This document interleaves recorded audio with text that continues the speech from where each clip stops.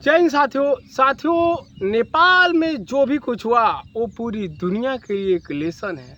क्योंकि जब नेपाल की सरकार, नेपाल के जो भी सरकार थी, मिनिस्टर थे, वो लोग किस तरीके से नेपाली लोगों का, जो गरीब जनता का पैसा लोग किस तरीके से अपने परिवार पर लगा रहे थे।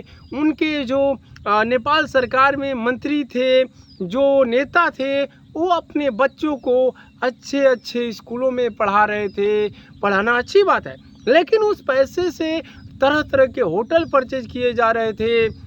विदेशों में जा कर के नेपाल सरकार के मिनिस्टरों का जो बच्चे थे, वो किस तरीके से होटलों में जा कर के किस तरीके से वो पैसे का दुरुपयोग करते थे।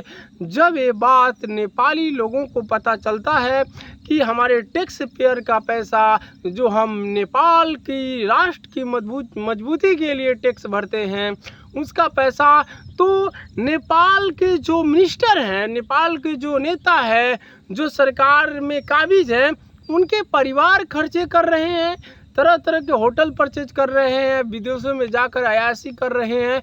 जब ऐसी कोई सीक्रेट वीडियो लग जाती है नेपाली लोगों को, और नेपाल की सोशल मीडिया, जो नेपाल में सोशल मीडिया है, सोशल मीडिया पर ट्रेंड करने लगती है, फिर नेपाल सरकार केपी शर्मा ओली की बेइज्जती होने लगती है।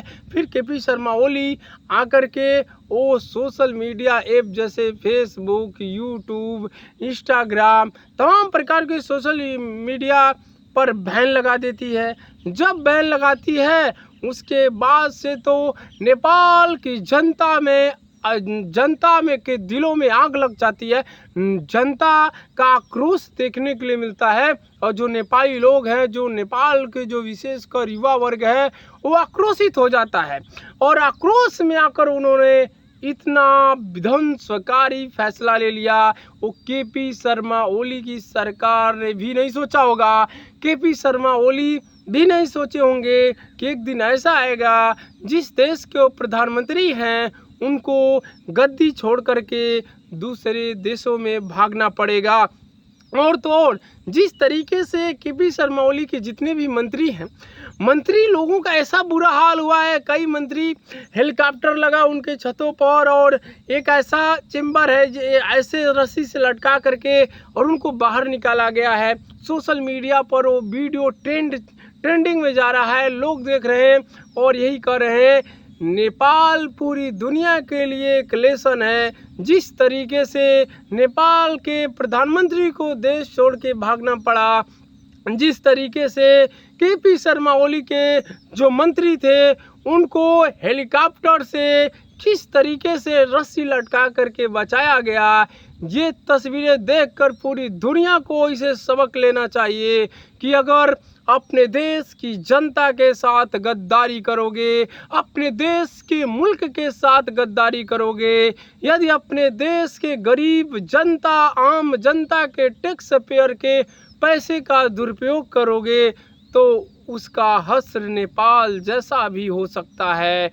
क्योंकि 60 घंटों के अंदर जिस तरीके से नेपाल में आक्रोश की आग फैली, वो पूरी सत्ता के सिंहासन को झकझोर कर रख दिया। और जिस तरीके से वहाँ का सांसद, वहाँ का बैंक जिस तरीके से आग के हवाले किया गया आंदोलनकारियों और प्रदर्शनकारियों के द्वारा, ये पूरी दुनिया के लिए एक लेसन है, एक सबक है। पूरी तरीके से नेपाल की जनता ने केपी शर्मा ओली के खिलाफ एक हो गई, और देखते ही देखते नेपाल में चारों तरफ अफरा तफरी मच जाती है। वहाँ पर सेना को आगे आना पड़ता है, और सेना अब नेपाल की जो भी शासन प्रशासन अपने हाथों में ले रखा है, लेने का प्रयास कर रही है कई जगहों पर, और कई जगहों पर हाथ में लिया है, और अंतरिम सरकार गठन करने की मांग कर रही है। बहुत जल्द वहाँ के अंतरिम प्रधानमंत्री नियुक्त किए जाएंगे। हालांकि आंदोलनकारियों और प्रदर्शनकारियों का मांग है कि नेपाल में जल्द से जल्द री इलेक्शन कंडक्ट कराया जाना चाहिए। उन लोगों का मांग है जितने भी करप्ट नेता हैं उनको गद्दी छोड़ना होगा, जितने भी अधिकारी हैं उनको रिजाइन करना होगा जो करप्ट हैं। और उनका ये भी कहना है जो भी सोशल मीडिया ऐप पर बैन लगाया गया है उस बैन को हटाया जाए। हालांकि इस वक्त तक हटा लिया गया है सोशल मीडिया पर जो भी बैन लगा था, और जो भी लोग प्रदर्शन करते वक्त गिरफ्तार हुए हैं उनको भी छोड़ा जाए। और ये कई 100 से ऊपर लोग मारे गए हैं, उन लोगों को भी लोगों का मांग है कि उन लोगों को भी फेस को सामने लाया जाए कि किस लिए मारा गया था। तो ये नेपाल के जो भी आंदोलनकारी हैं वो इसका मांग कर रहे हैं।